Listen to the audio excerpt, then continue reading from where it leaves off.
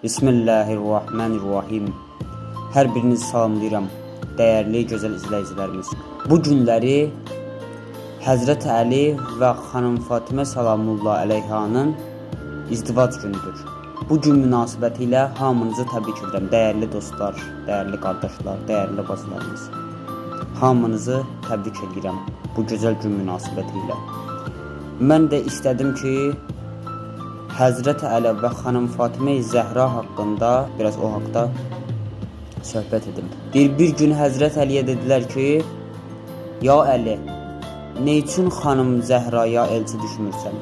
Həzrət Əli dedi ki, məndə o cürət hardandır ki, mən ona elçi düşüm.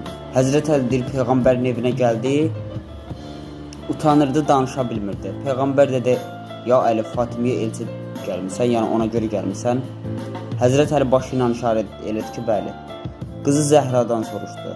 Dedi, ya Zəhra, razısanmı Həzrət Əli ilə evlənməyə? Həyasından başını aşağı saldı. Peyğəmbər dedi, əgər Həzrət Əli olmasaydı, Zəhraya layiqli həyat yoldaşı tapılmazdı.